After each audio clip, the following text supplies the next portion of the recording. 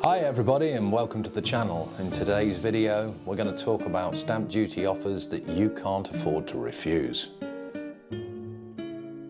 Well, it'll come as a little surprise to many of you that the abolition of multiple dwellings relief came with an unwelcome sting in the tail. And that is that it restored a historic imbalance that existed in stamp duty, whereby buyers of multiple units paid on average a higher rate of SDLT per unit than buyers of single units. Indeed, in some cases, as much as 400% per unit more. This is clearly a major strategic error by the government. But if you hang on to the end of the video, I'm going to outline a few strategies that you as purchasers or developers can employ to get your average rate of SDLT down.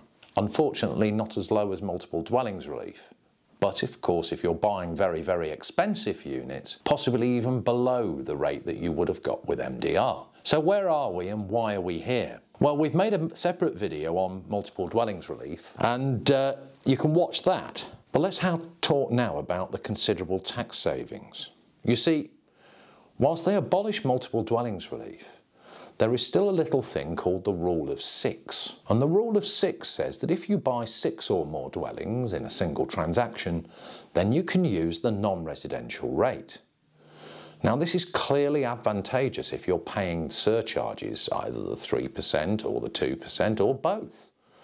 And so how, if you're buying less than 6 units, can you get the benefit of this? Well, there's a couple of answers.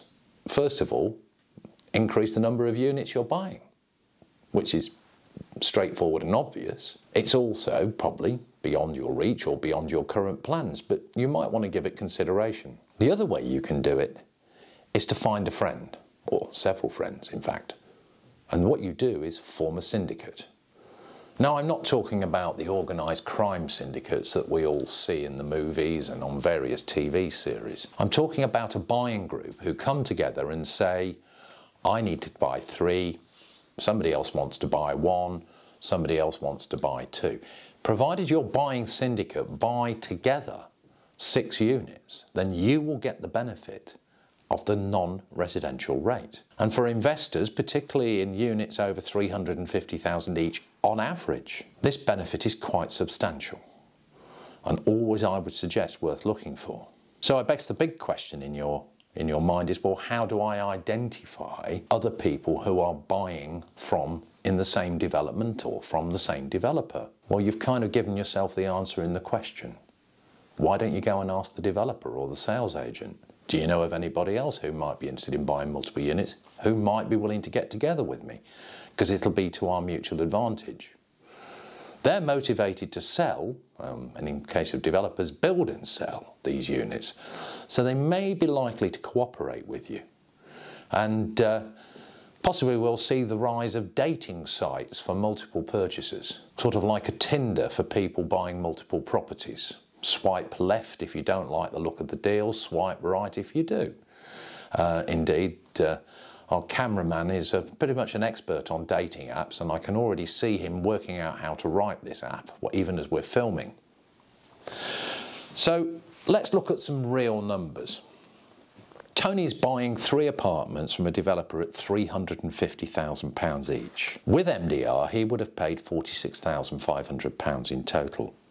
He's now paying £77,750. And note that if he'd bought only individual units, he would have paid £15,500 each, the same as anybody else buying a single unit. That total would have been £46,500. If he manages to make sure the transactions aren't linked, and more on that in a minute, he will carry on paying what he would have paid.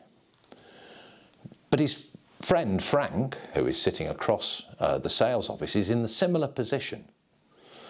And Frank and Tony decide to get together. And what happens? Well, if they team up, they're now buying 6 units and they only pay the 5% rate of SDLT, which means that they end up paying £47,250 each, which is less than the £77,750 each they would have paid and only marginally more than the MDR. And from that you can kind of work out that if we get up to 450,000 a unit on average each, it actually starts to be better than MDR would have been. Now, we have a chart, and here it is. This chart clearly shows the benefit by applying the rule of 6 on multiple dwellings. You can see this chart also on the links in the description below, and you can see from it the benefits of having the rule of 6. So are we likely to see the development of more buying syndicates in the future? I believe so.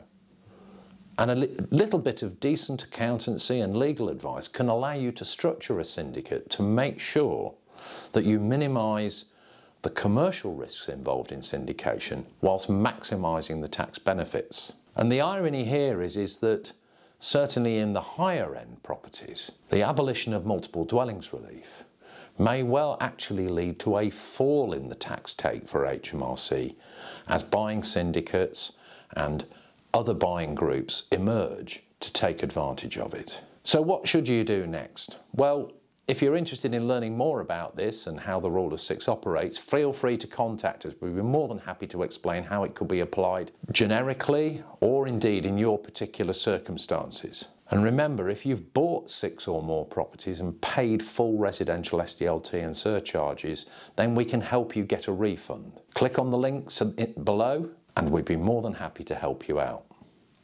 Now, if you've enjoyed this video, please click like and subscribe to receive further updates. We'll hopefully talk to you in the future. I've been David Hanna for Cornerstone Group. Thank you for listening.